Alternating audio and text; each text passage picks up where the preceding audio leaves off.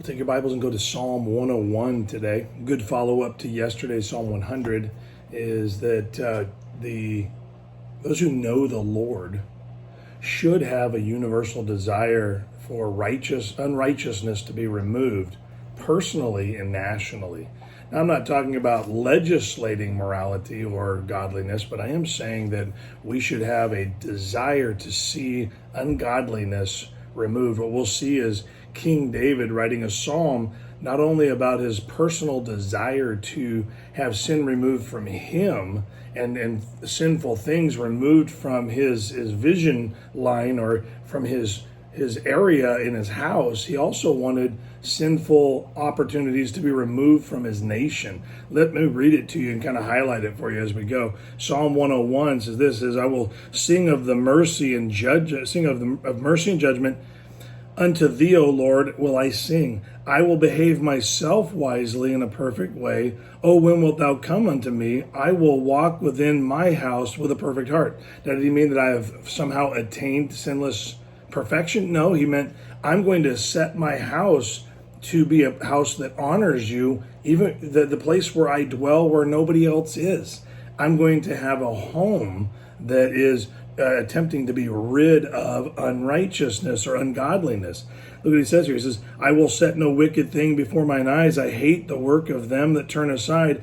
It shall not cleave to me." I'm not going to allow things into my home that do not honor you. I'm not going to allow things in our day to flow through the media devices that I have, to come in and have a place of safety within my home. I'm not going to let those things in because I have no desire for sin to cleave to me. I want to honor the Lord.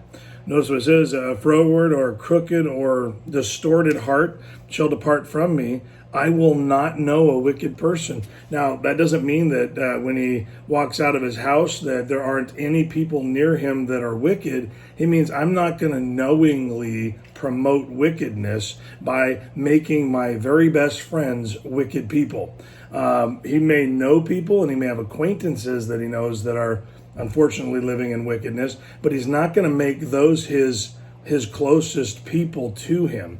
Look what he says. He goes on and says, "Whoso privily slandereth his neighbor, him will I cut off. Him that hath a high look and a proud heart will not I suffer." I don't want to listen to arrogant people spout off or gossip or tell lies about people. I don't want to hear uncharactered people or characterless people putting thoughts into my head. I'm going to clean up it all. And now he's starting to venture outside of his house. He's talking about those that he'll employ in his kingdom, those that he'll promote. He goes on, he says, "Mine eyes shall be upon the faithful of the land, that they may dwell with me.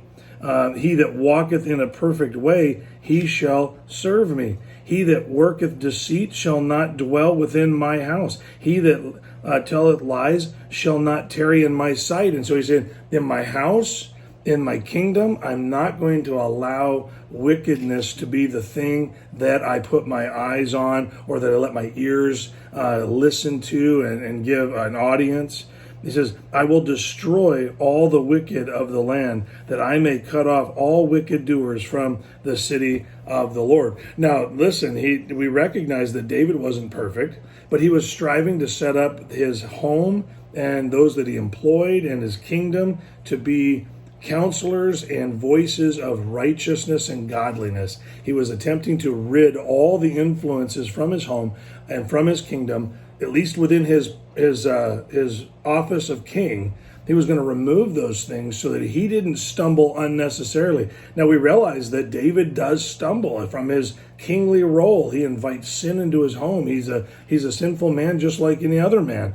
But the truth is that he set up everything in a certain way. It was only when he deviated from this clean home, clean kingdom, proper structure of himself that unrighteousness and ungodliness got a hold of him. And so I want to encourage you, take a look around. Am I watching, listening to, consuming, participating in wickedness from my home? Am I going off to work and entertaining ungodly thinking and laughing with everybody as they're being ungodly? David gives us this example of really those who know the Lord truly. have a universal desire to remove unrighteousness personally and nationally. They want to get it away from them as far as they can. And I know that when we do that, it's going to change the whole dynamics of our day.